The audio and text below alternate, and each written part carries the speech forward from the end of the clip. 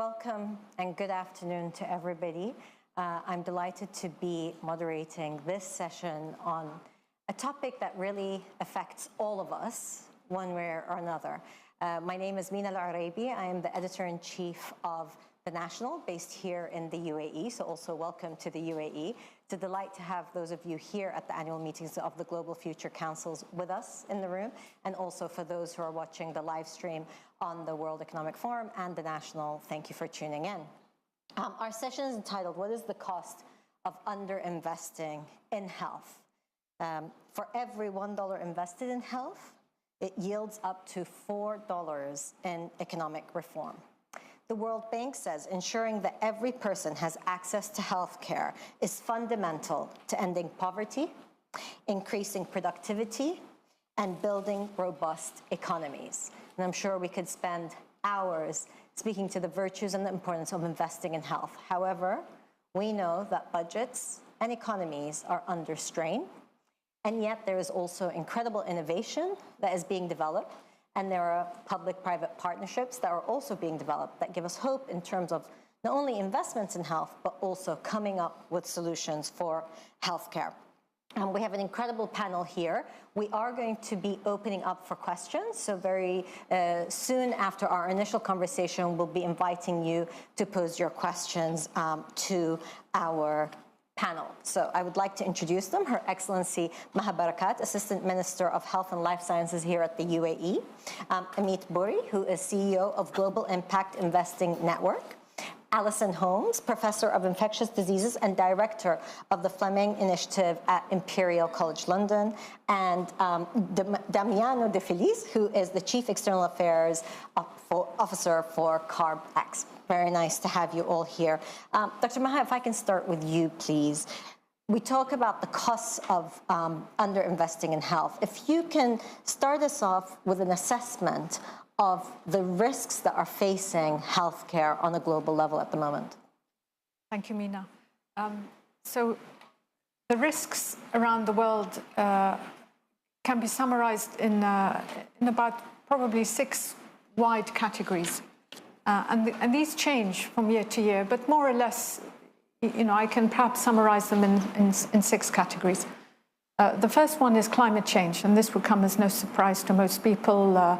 The Intergovernmental Body on Panel on Climate Change has estimated that if the high emissions scenario continues, about 9 million people will die every year by the end of the century. I mean, that's even more than the number of people who died in COVID-19 over 3 years. So it's a substantial and significant impact to global health. And the economic cost of that is about $2 to $4 billion every year by 2030. So I think climate change is front and central of all discussions regarding challenges to health.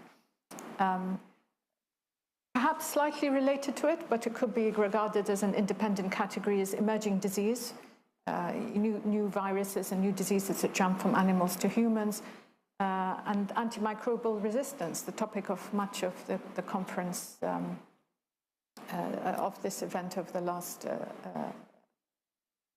in these 3 days. And if you allow me, Mina, I'm going to, we'll defer the discussions on antimicrobial resistance and emerging disease to Professor Holmes. Then comes the big category that causes 3/4 of deaths around the world, non-communicable diseases. So that's a big bag of diabetes, heart disease, cancer, strokes, dementia. All of this is categorized as non-communicable disease, and these cause 3/4 of the deaths worldwide. Just over 40 million people die from non-communicable diseases. The next category would be communicable diseases other than the ones I've already mentioned for emerging disease. Around the world, tuberculosis, biggest killer. 1.25 million people die every year from tuberculosis. And this is an increasing challenge with antimicrobial resistance. What we thought worked is now not working very well. And there are strains of tuberculosis that don't seem to respond to any antibiotics. That's tuberculosis, there's polio, And we can talk about polio again, but polio is special because we're in the last mile and the most difficult mile of getting rid of this awful disease, period, from the world. The last time we got rid of a disease forever was smallpox in 1980. So smallpox was the first disease ever to be eradicated from the world. And thank goodness, because it caused so much disease, so many deaths. And we're glad to get rid of it. I hope the next one will be polio. Perhaps a close contender is guinea worm, but we're very close.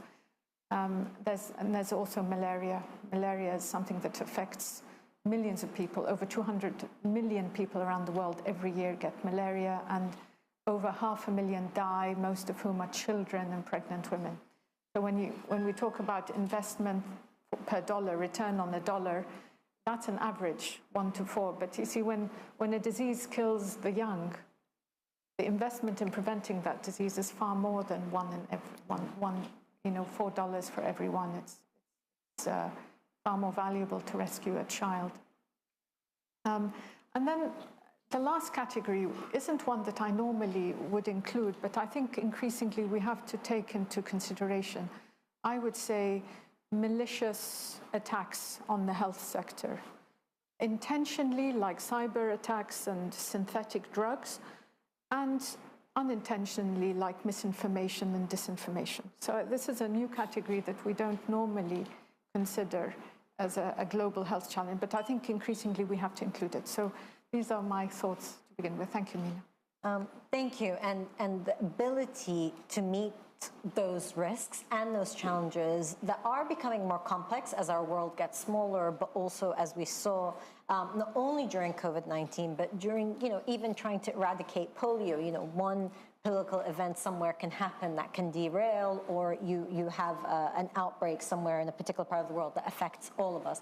So, Professor Holmes, if I can come to you next, what do you see as the greatest challenge in meeting these risks, especially if we're putting it in the context of our meeting here at the World Economic Forum and in terms of cooperation to meet those challenges? Certainly. So climate change is being discussed. Huge amount of global awareness and engagement with the young around climate change. We need to be able to do that around addressing the challenge of antimicrobial resistance. It's a threat to our healthcare now, and it's a threat to our healthcare in the future. Our healthcare completely depends on it. So the non-communicable diseases that Maha was describing completely depend on being able to have effective antibiotics and be able to access them. So I would say one of the major challenges is the awareness about that, and that we all need to be advocates of that, and the young need to understand that we all have to be involved in saving them. And it's a natural phenomenon, and that we absolutely cannot depend on the drugs to do everything. And we need to think about the strategies to maintain healthcare and make sure it's equitable.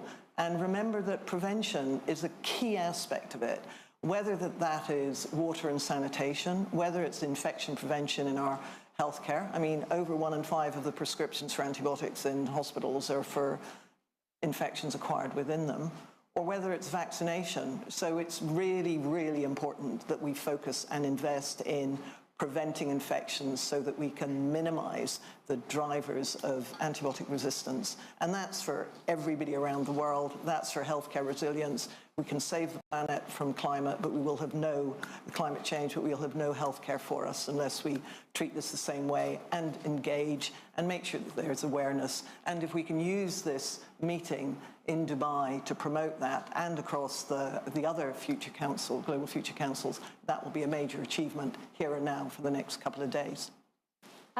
I just want to very quickly follow up with you. I mean, as you said, you need a whole effort. Yep. So there is the education, there's investment. If we're talking about the cost of investment, yep, often you have to convince people that this is a priority when there are so many other competing priorities. How do you do that?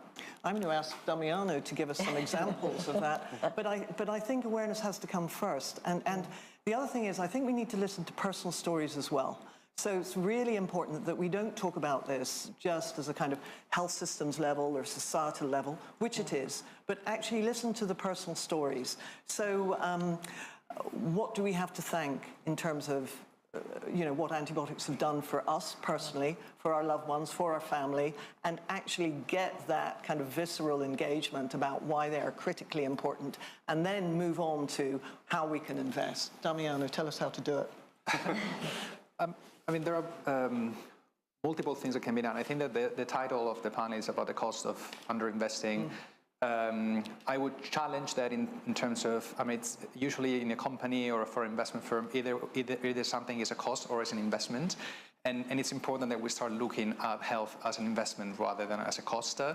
We're going through a significant shift in international funding. I know the money coming from international actors, from domestic actors will change significantly in the coming years. But one thing will remain central, which is the importance of the private sector, of incentivizing the private sector to continue investing in health. We will have other speakers as well who will speak about impact investing as an important topic. It will be important to include also big asset managers and insurance companies to understand their responsibility to invest in this space, also as a substrate, as a basis for other investments that they make in other sectors of the economy. Mm-hmm. And so that idea of private sector investment rather than just always relying on governments and seeing what governments will do. But they also have to look at, the private sector also has to look at their bottom line. They have to think about returns. So I agree with you to look at health as an investment, not a cost. But at the end of the day, how can you convince them of the return if the return often is indirect?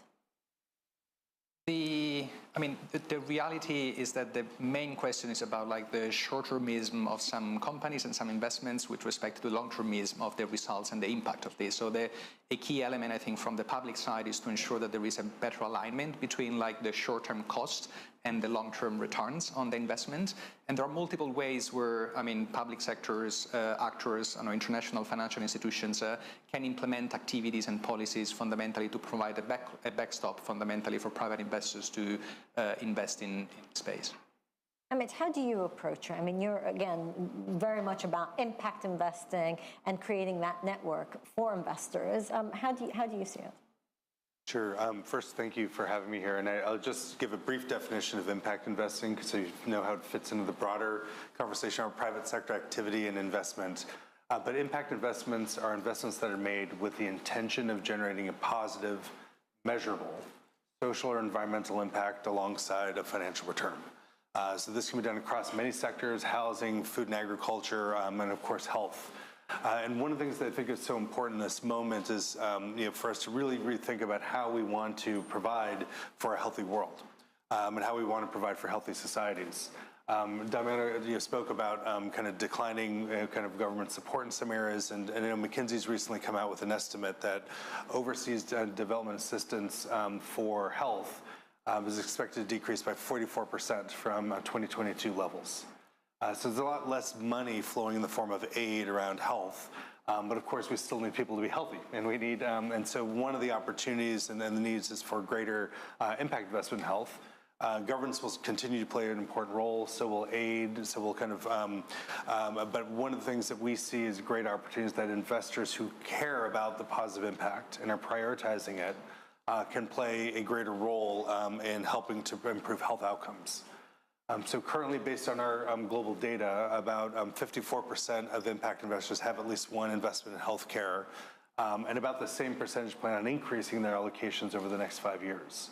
But we could still use a lot more impact investment in health. And just to be explicit about a couple of ways in which impact investing can fit into the broader system, because I think your point is right. Obviously, governments play a critical role in providing for health systems.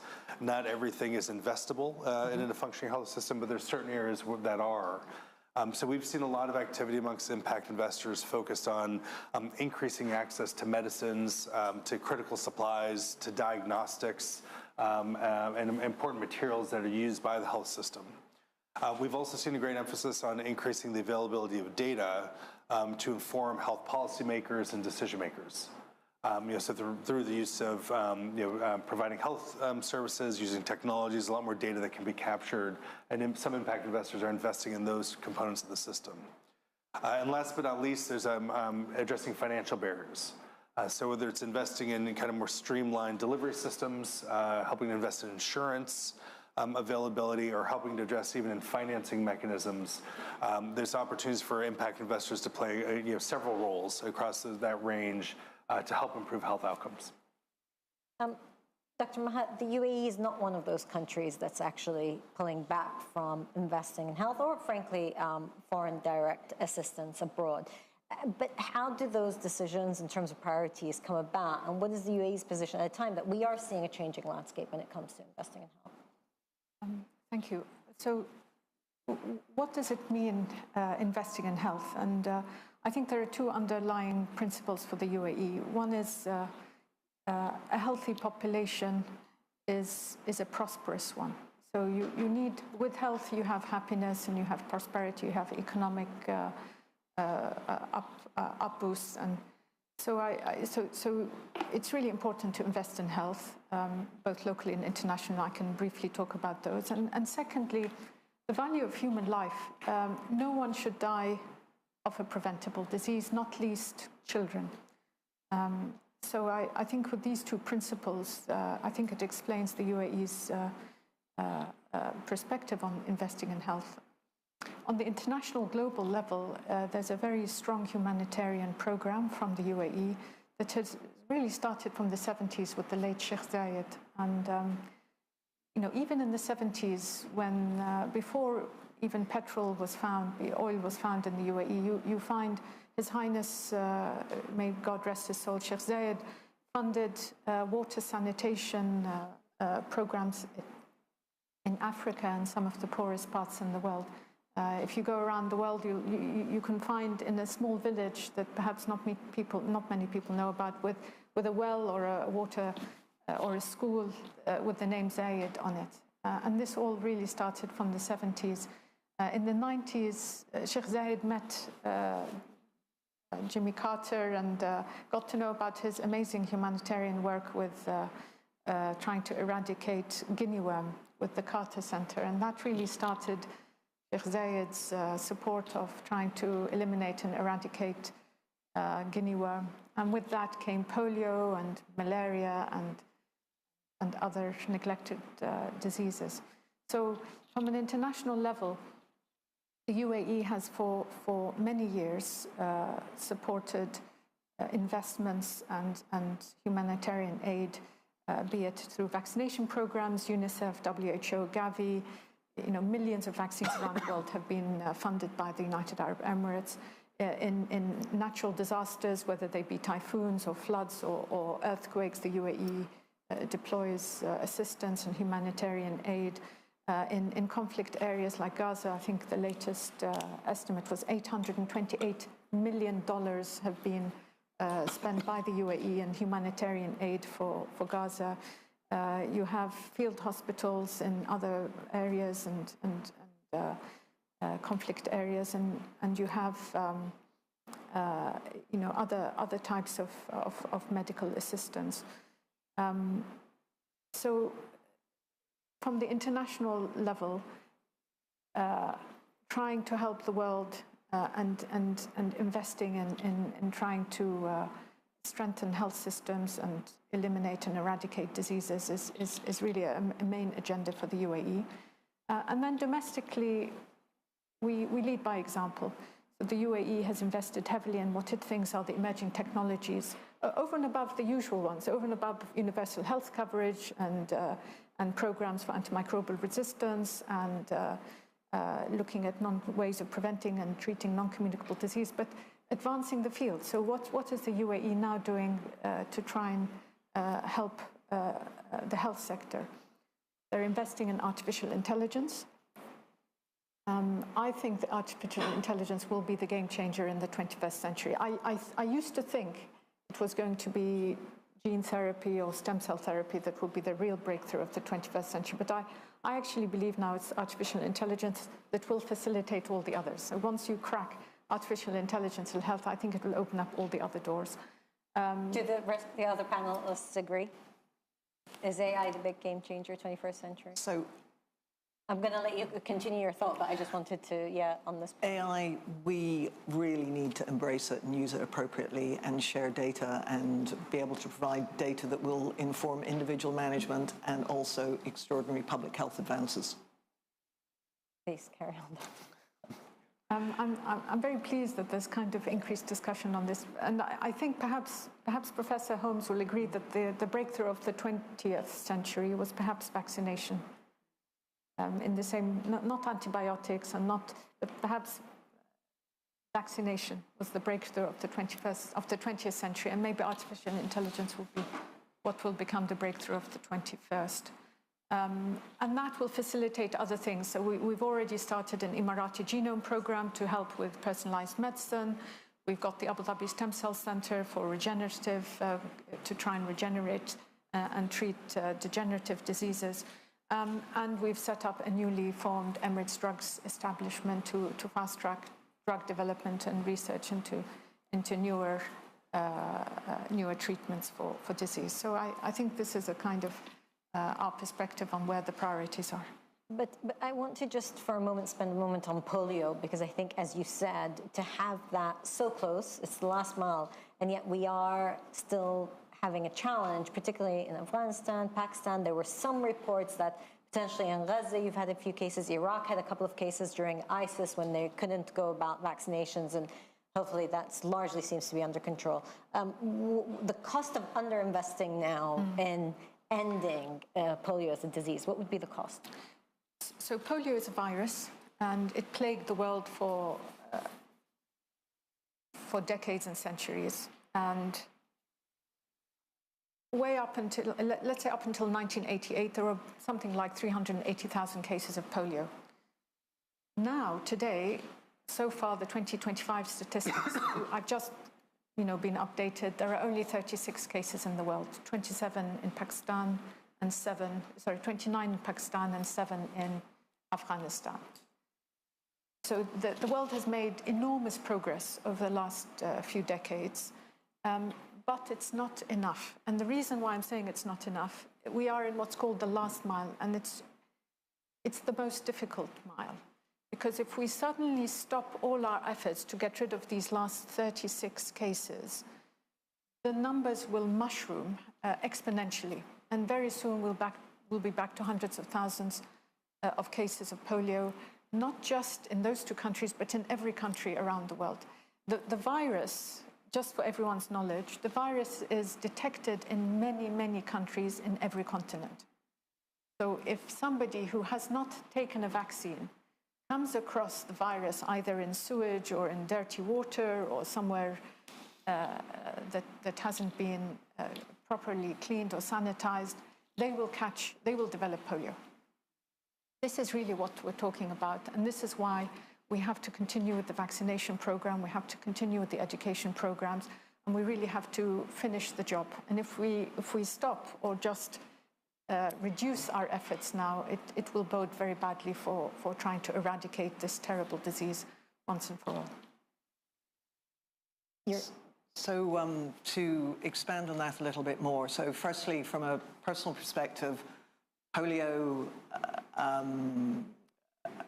it's not that long ago, my father's sister died related to polio just before I was born. This is real. So and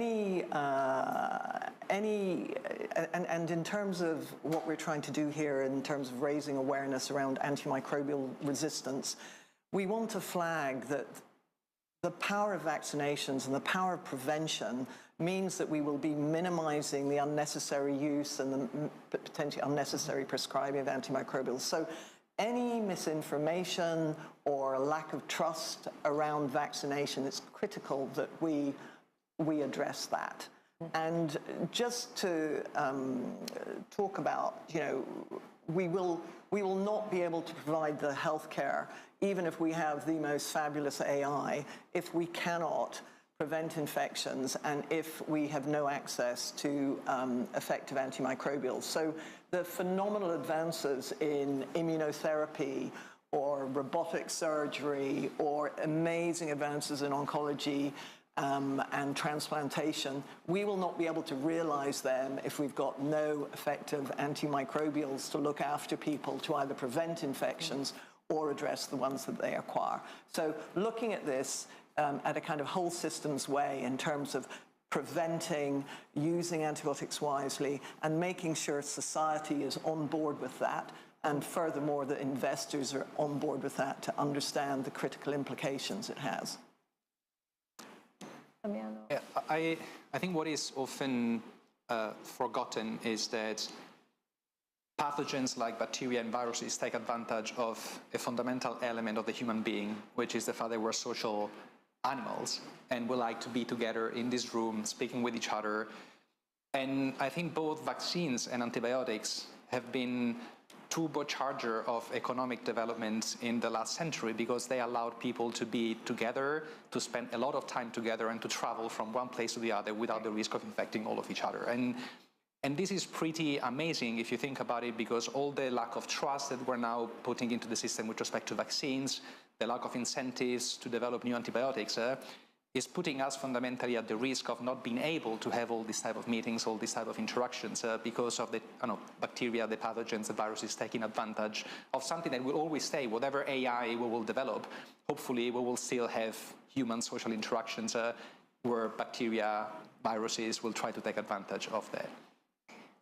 When you think about this particular element of both the lack of awareness and this hesitance for vaccines in certain parts of the world, I have to say, in our part of the world, in Middle East, North Africa, it's more a case of access to health for places that are, less privileged than other parts of the world. That's the biggest concern. But we don't really have this political issue around vaccines.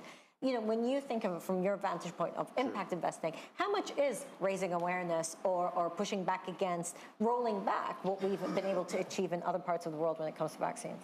Yeah, when it comes to something like vaccines from an impact investor's perspective, a lot of the issues are similar to what you raised around access. Yeah, so typically, like, how do we actually make sure that vaccines and other medicines and things that have been developed are accessible to everyone? So a lot of the impact investment activities could be anything from the production, of certain types of medicines. In some cases, we have need production in various countries that typically haven't had that. So it requires investment in capacity to the distribution. And of course, if there's ways in which those processes can be streamlined around the delivery and addressing financial barriers if those exist. So that's typically how impact investors would really think about it. A lot of it's around access to health and access to health services. Certainly, these questions around like narrative and communications are important. That typically is less where impact investors would kind of be equipped to lean in, and is much more reliant on health officials, kind of media, et cetera. Totally important, but not kind of the explicit contribution of impact investors. Yeah. Okay, I want to open the floor to questions. So please indicate to me if you have a question. We'll get a mic to you. Okay, so we'll start over here, please. And if you can kindly identify yourself before asking your question. Thank you. My name is Catherine Garrett-Cox, and I'm here representing Gulf International Bank. So I come from the finance sector. And I guess my question to the panel, thank you, Mina, for leading this, is if the exam question is, this sector is underfunded. As I look at many similar issues where we've been trying to mainstream the conversation beyond the impact investing community, you have to put a price on it. We've seen attempts to price carbon. We've seen attempts to price water. We've seen increasing attempts to price biodiversity. So I guess my question is, what would it take to put a price on human health to mainstream this topic? Okay, great question. Damiano, do you want to take a stab, and then I'll come to you, Amit, for it? We do put a price on certain elements of the health sector. So when a new medicine comes to the market, for example, there are certain governments that do something which is called a health technology assessment, where they fundamentally put a price tag about what is the value of certain improvements in the life of people. And this is the basis of negotiation between the public sector and the private sector in terms of what is the value of the new medicine or the new technology that they bring. I still think that a key element here will be to provide also not only the cost but also the return of investment. So there are obviously the two elements which are relevant here. For what we know in antimicrobial resistance, and what the community has been working a lot, I think, in the past few years was very much to put this price tag on what it takes to develop new antibiotics, bring them to people, and what is the return of investment. There has been research done by the World Bank and by the OECD. A recent report from the Center for Global Development told us that the investment in new antibiotics and providing access has a return of investment of 28 to 1. And it costs roughly like 60 billion. So this leads to obviously important savings, important productivity gains. Like in the long run, by 2050, it's expected that fundamentally the economy will be 1 trillion bigger if we have made this investment. So I think that obviously each of us is working a little bit in silos, but putting all these things together will be pretty important, I think, for governments to understand the value of investing in the space. So we do a lot of work in this area, but particularly with an orientation around kind of how investors would think about performance. We really emphasize things along two dimensions.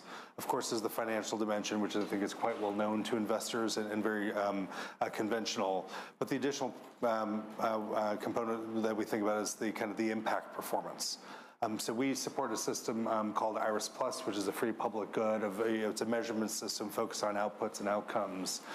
Organized by sector, and health being one of those. And it includes many of the kind of dimensions that I shared earlier around increasing access and addressing financial barriers.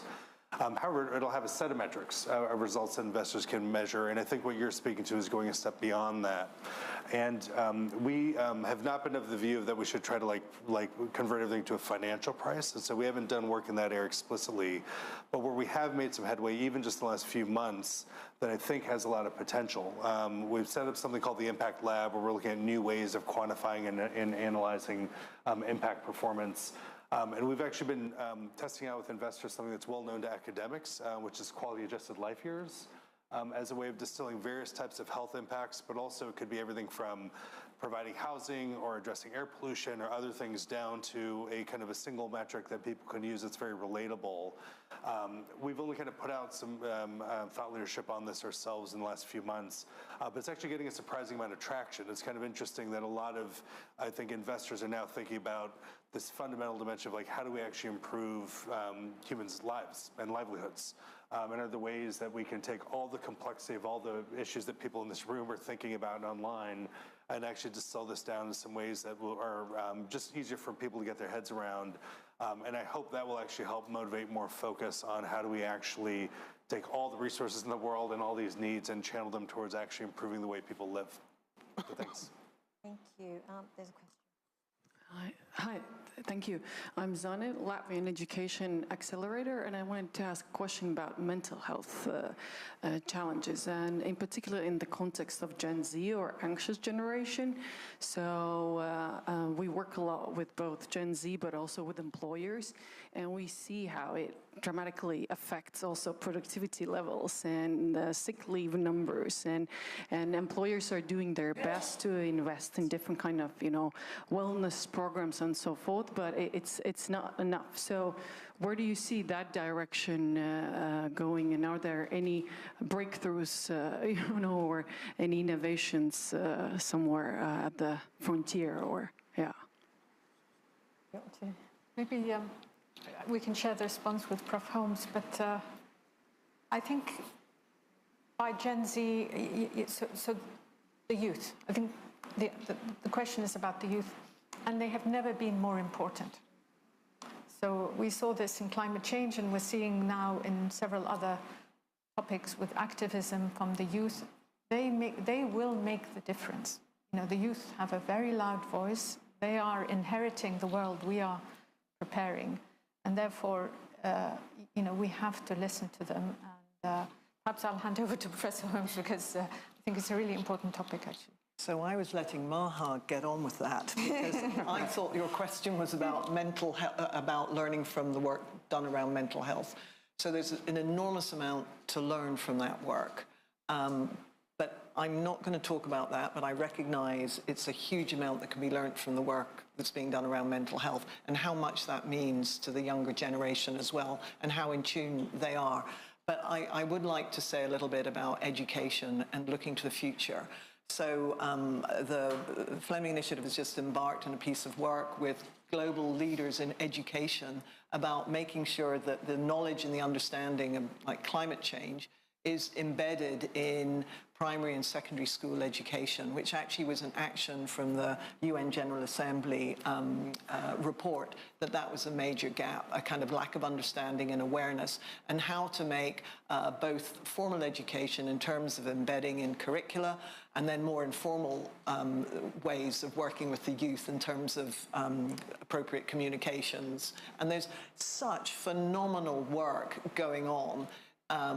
And examples from around the world, whether it's Nigeria or Sri Lanka, about what's being done in terms of youth engagement and what works within education. So that's a really important piece of work. But I'm sorry, I'm not adequately addressing the mental health side, but there's an enormous amount to learn from that work. Okay. Yeah, just very briefly, much of the work in impact investing has been focused on other types of health and health access, but we have actually heard from a few impact investors recently of launching strategies and exploring ways that they can invest in the increased provision of mental health services. So I do think there's some innovation. I'm not a particular expert on this yet, but it's been bubbling up, which I think is promising for the future. Thank you. Hi everyone, Zubaida Bai with the Grameen Foundation. My question is more around how much are we thinking about health more holistically? I was a part of an advisory committee where we looked at social determinants of health in terms of housing, longevity, access to AI. How does AI integrate climate, childcare, the burden of care economy? When it comes to investment, especially, Mr. Bori, how are we measuring our interventions in social determinants of health directly impacting healthcare? Yeah, no, thank you for the question. It's actually something I was hoping would come up because I think because I do think it's very important. And one of the ways that we're increasingly seeing like impact investors start to think about things, the early days, people were very kind of single issue focused, understandably, but I think there's an increased recognition that you have to think more holistically about this. And so, for example, with health, we have impact investors who are thinking about provision of shelter, like affordable housing and all the health outcomes that come from that. Certainly things like water and sanitation is an emerging area for impact investors. A lot of activity around food and agriculture. Of course, some people think about it from a climate standpoint and sustainability, but increasingly around nutrition and how to make sure people just get fed properly all around the world, which is a huge issue, as I'm sure you know. So I do think there's a movement more towards thinking about the integration and intersection of various issues. And I think for health, it's essential because you can, of course, get great access to medicine, but if you don't have access to nutrition and clean water, you may not result in the health outcomes that everyone is seeking. But thank you for the point. Thank you. And our last question here, because I know we're running out of time here, please. Yes. Okay, thank you very much. I run a medical credit fund, which is the first impact fund in Africa.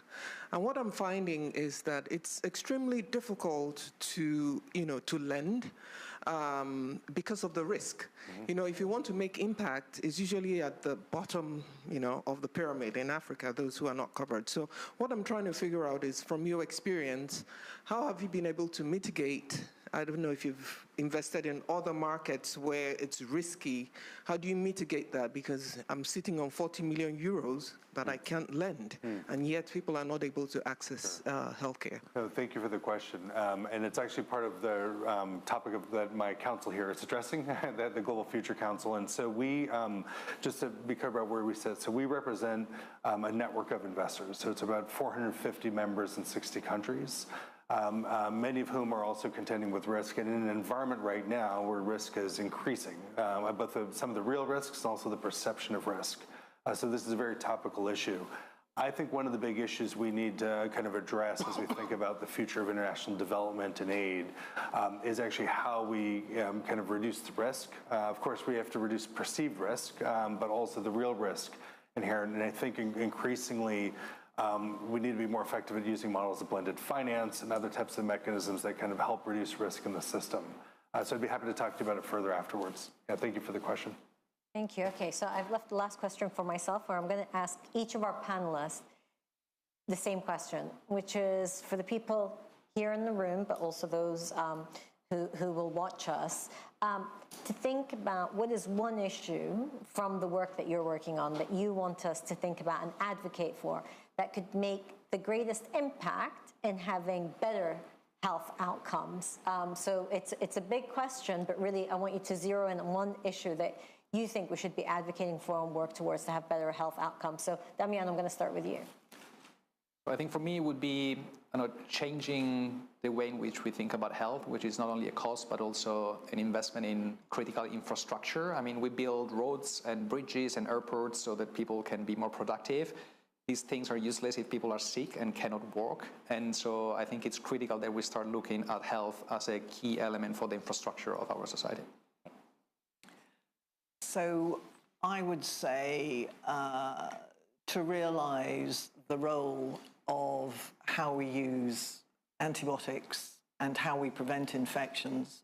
It's how our healthcare depends on it, our individual lives, our families' lives, our society's lives, and their health depends on access to them as well as them being effective. So I'd like us all to be advocates of that as individuals and as members of organizations and societies and people of influence. Yeah.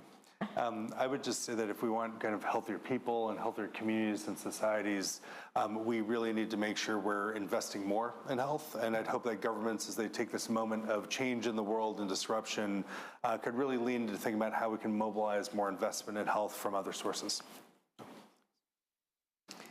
I think most of what can be said has been said. Probably what's left as a priority, as we use more and more artificial intelligence, I would lobby for responsible use of artificial intelligence and somehow trying to contain and restrict misinformation and disinformation, because the artificial intelligence will only be as good as the information you put into it. So, this is just a caveat for how artificial intelligence will be used for the rest of the century. And it's incredible how it can be, as you said, a game-changing tool, but can also be game-changing in terms of the misinformation and actually skewing people's perceptions and actions. Thank you very much to my incredible panel. We could have taken this conversation in so many different directions. The challenge here was deciding what to talk about because there's so much more we can learn from them. So do grab them the next day and a half that they're here at the annual meetings of the Global Future Councils. And thank you to the World Economic Forum for facilitating such an interesting conversation. Thank you all. Please thank our panel.